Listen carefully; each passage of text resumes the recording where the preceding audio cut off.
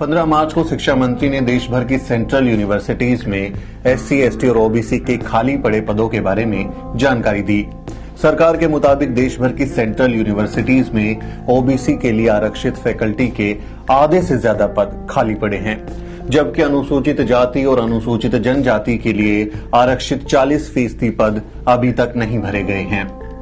42 central university में OBC faculty के लिए आरक्षित 52% पद खाली पड़े हैं, यानी OBC कैंडिडेट को आधे से ज्यादा नौकरियां नहीं दी गई, जबकि अनुसूचित जाति के लिए आरक्षित 39% पद खाली पड़े हैं। वहीं अनुसूचित जनजातियों के लिए 42% पदों को अब तक नहीं भरा गया।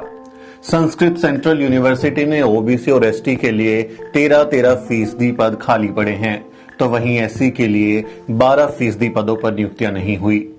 इग्नू में तो OBC समुदाय के लोगों के लिए आरक्षित कुल सीटों में से 67% पद आज तक नहीं भरे गए। वहीं SC के लिए 41% और ST के लिए 69% पदों पर कोई नियुक्ति मोदी सरकार ने नहीं की। यही हाल IIT की नॉन फैकल्टी की नौकरियों का भी है।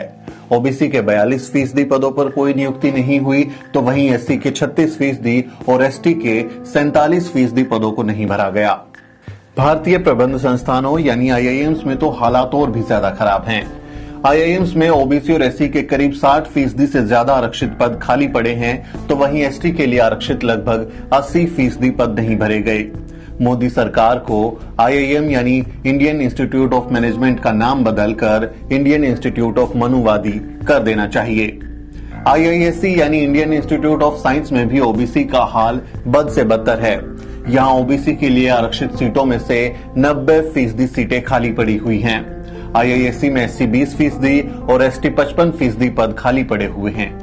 इन आंकड़ों से ये बात तो साफ हो गई होगी कि मोदी सरकार में कम से कम दलितों, आदिवासियों और पिछड़ों का कोई विकास नहीं हो रहा, क्योंकि अगर इन वर्गों का विकास होता तो 6 साल में सत्ता पर काबिज PM मोदी के कार्यकाल में इन पदों के खाली रहने का सवाल ही पैदा नहीं होता।